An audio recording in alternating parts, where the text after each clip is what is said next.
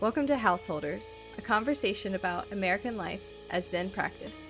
I'm Inga Annie Wade.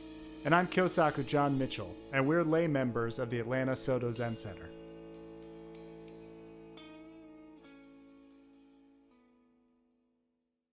So last week, my daughter, my 2-year-old, started preschool a month ago.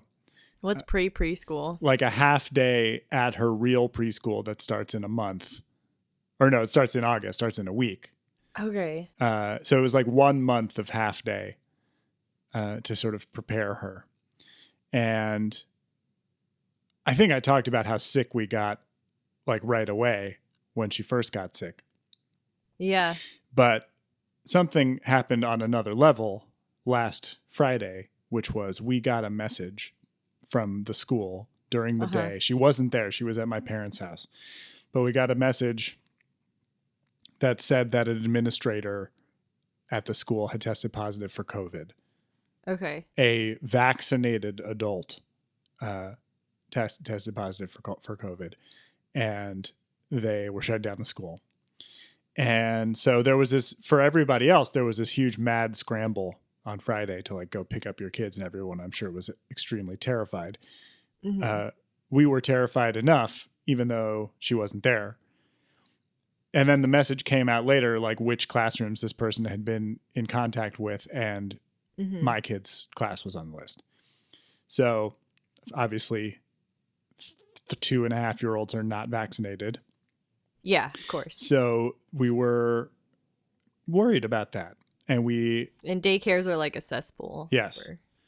Or preschools, whatever. Yes, preschool, anywhere where there are children. So, yes, pretty much. You know, we went through the weekend. She wasn't sick or anything. Everything seemed fine. And then Sunday night, after I had already put her to bed, she woke up like an hour later, coughing and congested. Oh, poor and baby. had a fever, like a low, but fever. Yeah. And so I went into a complete tailspin at that point, because I was like, the chances that my child has COVID-19 are about as high as they could possibly be. Yeah. And I mean, despite the fact that we're vaccinated, the baby isn't vaccinated either. Oh, sure. You don't. Yeah. Mm-hmm. And still, like, even like being in a house with a kid who has COVID, or 2 kids that have COVID, it seems like, I'm worried about us too. But more importantly, we're in for 2 weeks of lockdown, no matter who has it, if this is the situation. Mm-hmm. And I needed to sleep that night because tomorrow, the next day was Monday, and we needed to figure out what was happening. And I had to do some really intense practice in order to get to sleep. And the same thing happened and then I woke up a couple of times throughout the night because she woke up crying, and I had to do it again. And then in the morning, my wife was like, I'm going to go get rapid COVID tests at the drugstore, and we're going to figure this out. And I had to watch the kids while that was happening. And, I was just like basically in low grade panic mode the whole time. And I was working with it. And so I'm telling this whole story because there were lots of very interesting moments for practice, and this was like one of the best tests of my practice that I've ever had. Yeah. And I want to talk about that in case it's helpful. But, this is also just the kind of like even the disruption to life that this kind of thing caused is like a tremendous household issue. The end of the story is we got the tests. The tests are 92% effective, apparently, if you have symptoms, the take-home ones. And we did 2 on her and 1 on me, and we were all negative. So whatever she has, the odds are very low that it's COVID, given that the tests came back the way they do. And she also got like a lot less sick after that. She's still sick, but she's getting better already. So okay, that's good. But it could have been any number of things at that point. Right. And like preschool could have given her any number of viruses. Yeah. It doesn't have to be sure. that. It's not like the other viruses go away because COVID's around. Exactly. So we're kind of just returning to normal, but I'm still very rattled. And the echoes of just sort of what that was like as far as my Zen practice goes are still very, very loud in my ears. Yeah. I mean, obviously during this time where you're in a situation that could be potentially very dangerous to your family, your adrenal gland is going to be pushing more stress hormones and stuff. And even though meditation can help like reduce stress hormones, they're still going to be there. So we have to deal with them. Regardless of whether we practice or not. So I think that's very important, a very important thing to discuss in householder practice, because inevitably we are going to deal with those situations that just bring our stress levels to 100. Yeah. There was no question in my mind the morning after she got sick that I was not going to wake up early because we'd had a bad night and I needed all the sleep I could get. But B, even sit down and practice in the morning, I couldn't. There was no hesitation in my decision to skip it that day because I knew I was going to get enough opportunity to practice in the moment with what was happening. And I felt like sitting on the cushion, I was just going to be like eating myself alive with anxiety. Yeah. And it seemed like my number one responsibility was to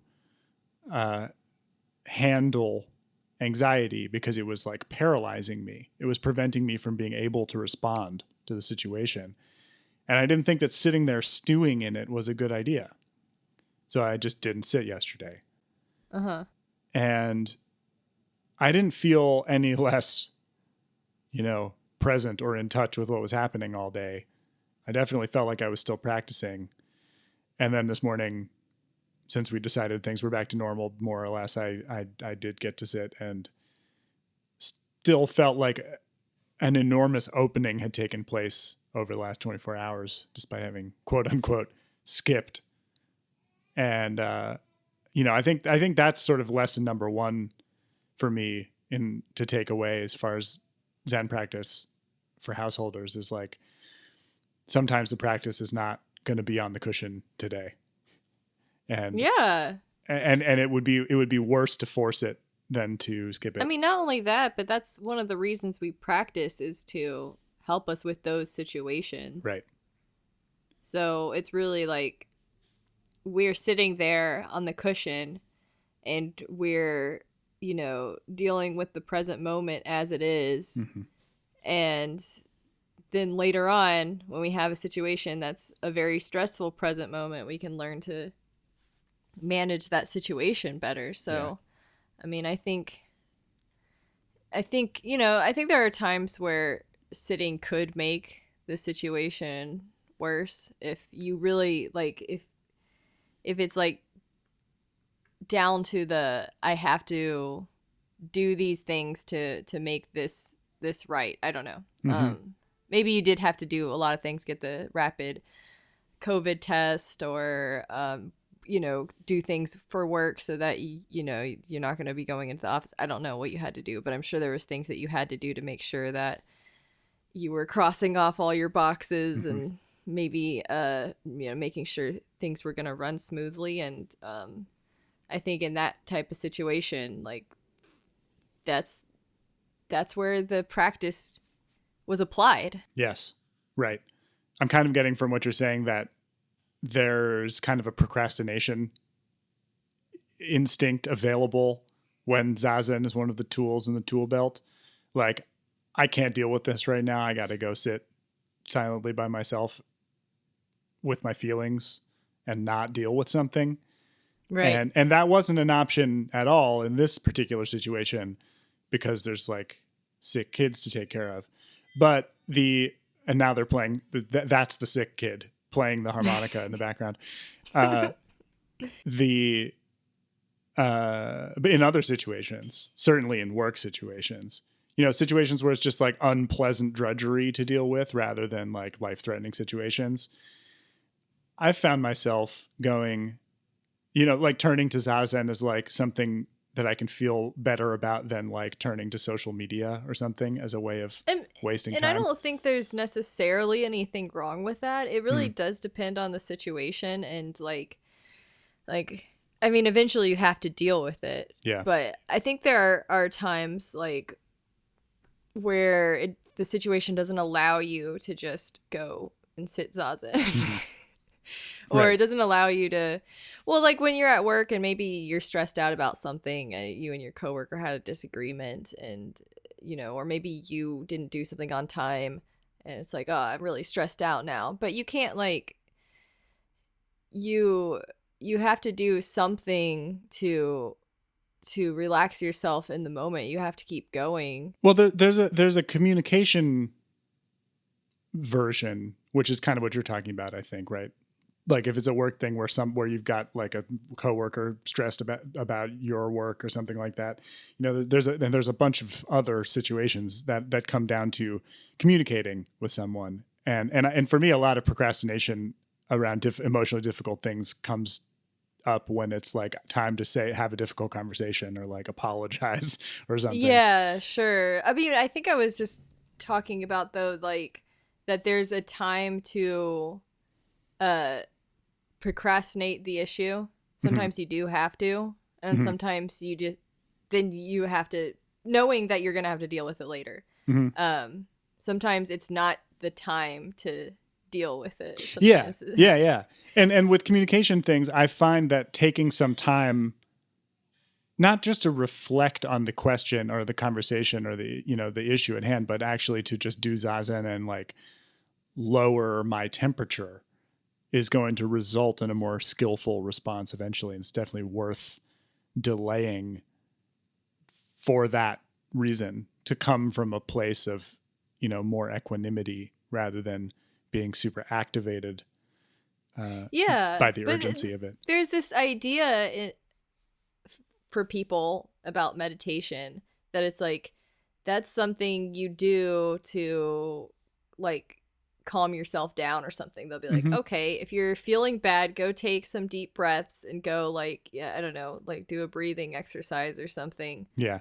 Listen to a recording. And I think that's a reasonable way to calm yourself down. But I think that meditation is not always that, because like you said, you could use it as a way to just, I don't know, not have just to like a medication. I don't know, like maybe it's a more a healthier medication, but another way of looking at it, or maybe a different thing that you can do to use meditation for avoidance, is to like freeze time. Like that's always the superpower that I wanted. When people are like, "What if you have any superpower? What would it be?" I've never ever had any hesitation that what I would want to do is freeze time, because freeze time so I could go do whatever I wanted for an unlimited amount of time, basically. Yeah. Well, I wonder what that would look like. Yeah, I mean, there's all kinds of fun sci-fi implications about like, can you like wake other people, or are they all frozen? And then like, what can you move things around, or is everything and frozen? Are you aging while everybody else is right? Still? Yeah. So there's all different kinds of versions of it. I mean, like, realistically, I would only ever use the superpower for like a few hours at a time. Right. But because then I would be bored out of my mind. But that's there's a sort of soft version of that I feel like I sometimes have an instinct to use zazen for. These days, it's most obvious in the way that I think about my mornings. It's like I've got this period of like an hour and a half on a good day to myself before everybody wakes up and things become stressful. And so sometimes I relate to that period of time in this very unwholesome way, in this sort of grasping, craving way of like, I need to fill that time with as much universe as possible so that I get the most out of it, Well, yeah. I'm at the point where I've filled my, since I'm working full time, it's like for several hours a day, I'll be just like work. And then I'll have time and I'll be like, what am I supposed to do now? Yeah. What I didn't like plan for this time. And like, I don't know how to not like do things that aren't planned anymore. And that's just something that Matsuo Kuroshi said in the Kiyosaku. Is just like, well, people fill their time up with so much stuff that like when they do have time, they don't know what to do with it.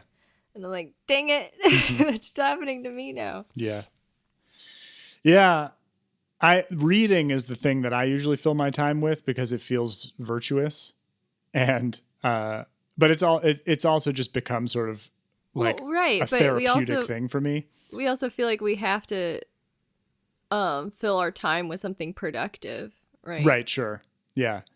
And whatever you think is productive, because it's kind of I mean it's very like subjective, like what productivity is, cleaning, exercising, reading, and if you don't do those things, then you weren't productive. Shame on you. Yeah, but it's like however you relate, if you relate to it that way, no matter what it is, you're doing what Matsuo Kuroshi is talking about. And it's like, and the shame comes from yourself. It's like, I didn't use my time well. But like, it's hard for me to parse really what the Zen message about that is, because, if the message is like, just sit, I know that just sitting is good for nothing, to use the Uchiyama Roshi language. But yeah. So if you're just sitting and looking out the window, or just sitting and looking at the wall, with that time, you're not seeming to do something productive, but there's still an injunction there that like sitting and doing nothing, as opposed to doing something productive, is the right thing to do. And I feel like it actually loops back to being a productivity question pretty easily. Well, have you ever done nothing without even meditating? Have you ever just done nothing and been okay with that? Like, meditation aside, say meditation is something and nothing for the is sake nothing. of argument. For the sake of argument, yeah. So, like, I don't know. There's times where I just because I'll be like, I think that's what Zen has taught me in some ways. There's like this like hurry up to do something kind of thing. And we have these moments of space in our time where we could fill up with things, or we could just experience that dead time. I don't know. And it's weird how painful that dead time can be. But that's what I've taken away from practice a lot, just like experiencing the dead time. So you're on the bus or something like that. You're trying to get somewhere. There's dead time. You can like listen to a podcast or some music, or you can just go through your to-do list or something like that. Or you could just sit there on the bus. Or just I do end up having waiting rooms like in doctor's offices or something like that. You can look at your phone, you can find something to do on it, or you can just sit in the doctor's office. And I think those experiences are very valuable. The dead time is what I'm calling it. Yeah, I'm interested in why you're calling it dead time as opposed to alive time. Because you have the choice to fill it with whatever liveliness you feel like you want to fill it with, or you can just let it be dead. There's nothing happening. There's no liveliness. But why is that dead? Like that to me, like that's the thing that's most perplexing about it from a Zen point of view, is like dead is. I just made that up. Yeah, well, I'm very taken by that language. Well, some people call it downtime, but I don't even know if that's really the way to explain it, because downtime's like, here you have some time, you can do whatever you want with it. I'm saying, here's some time, don't do anything with it. Yeah, don't do anything. Yeah, maybe it's just a very provocative and correct Zen way of referring to it, because non-doing, it's like the way that people talk about Zazen as dying, like dying on the cushion, like that. Yeah. Okay. I'm in. Dead time it is. The answer is yes, I love to do that. And I definitely learned to do it or relearned to do it through Zazen. I mean, I think that I did it as a child. We've talked about like weird consciousness experiments as a child. Oh, yeah. And Sensei loves to talk about that too. And that I think is, if anything, like a sort of, what's it called? Like a precursor to, or like a revealed affinity for a kid that is going to grow up to be a Zen person. If they're, like closing one eye and closing the other eye and closing one eye and closing the other eye and trying to like make the thing on the wall move or whatever, all those different experiments. But the experience of, yeah, totally, like sound, lights, whatever it is. The experience also of just kind of sitting and looking at the sky is definitely something I remember as a child. And it's something that I forgot how to do or stopped doing, or maybe felt like was a waste of time for some period of time, and then reawakened to how beautiful that experience is after doing some years of Zen practice. And now, yeah, like, I mean, it's interesting to think about it as different from Zazen the way you prompted me to, by saying, think of Zazen as doing something, which, we both sort of smiled as you were saying that, because there's like so many injunctions in Zen to not do that, to think of Zazen as not doing anything. But your point is very well taken, that like going over to the cushion and sitting and looking at the wall, as opposed to just kind of like going into dead time wherever you are, whatever you're doing, there is a much more intentional, conceptual, like wrapper around the idea of formal Zazen, as opposed to just going into Zazen in whatever situation. Yes. You don't have a cushion with you, for example. So yeah. that's going to be different right away. There's people around you a lot of times, and they're not practicing Zazen. And you still have to be somewhat alert, because you're waiting for something to happen. Mm-hmm.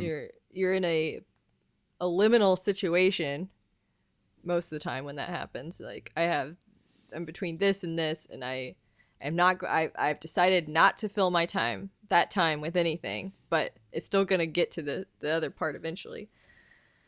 Mm-hmm. And that's, it's really advanced practice, if you want to call it that, because it's merging Zen practice with reality. And the thing I was doing, I talked about it at the beginning as kind of like an intensive form of practice, what was happening yesterday when my kid was sick. But in a way, it's kind of just that. It's kind of just what you're describing. It's like, I'm waiting for something. I'm waiting for the COVID test to come back. I'm waiting for, to find out whether, like, what the rest of this week is going to look like based on that result. In the meantime, I just sort of have to be here with what's happening and not distract myself from it. And so even though it was a little more active than the kind of thing you're describing, like looking at the wall in the waiting room or staring at the window of the bus, it was kind of just the same thing in motion inside my house. Mm-hmm. I wasn't moving forward into productivity. I was addressing the situation as it was, and sort of in this liminal space between finding out about the emergency and finding the resolution to the emergency.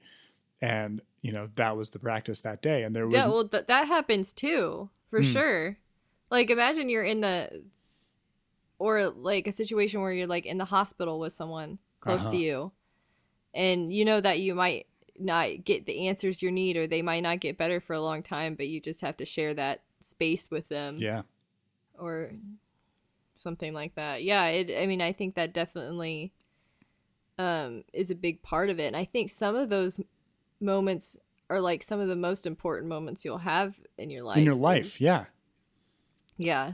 I mean, I can think of some of my own for sure, where I'm just like, I remember that so vividly, even though we weren't doing anything, Mm-hmm.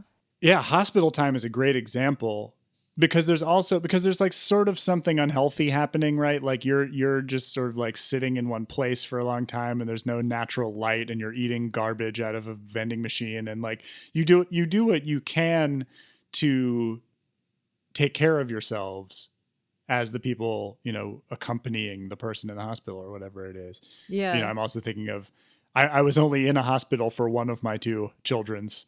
Well, actually, neither of them was born in the hospital, but only one of them did we go to the hospital afterwards.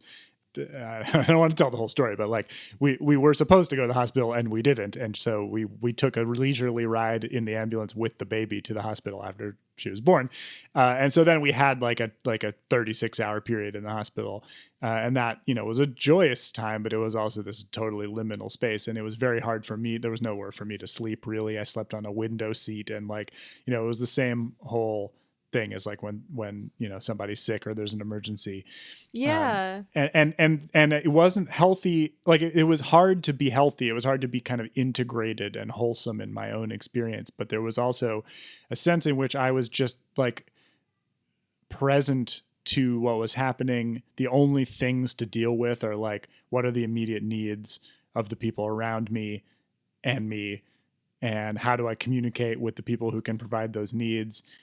It's almost monastic in a way. It's so different from just the sort of random chaos of everyday life. If you don't think about that time as like I'll just get through this and then we'll have this other thing that's happening, it can be very freeing to be forced to stop and just sit in the dead time. When I was really sick with lupus and I was in the hospital for 10 days,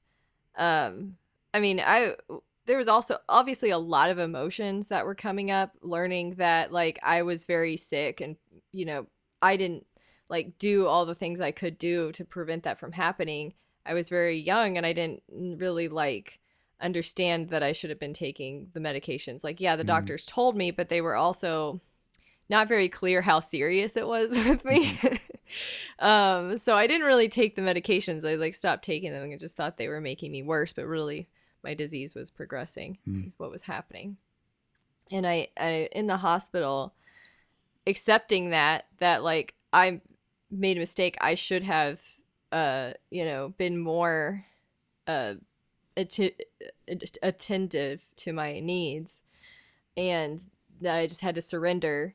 And the process that I, had to now deal with this, and that was going to be the most important thing in my life. Mm-hmm.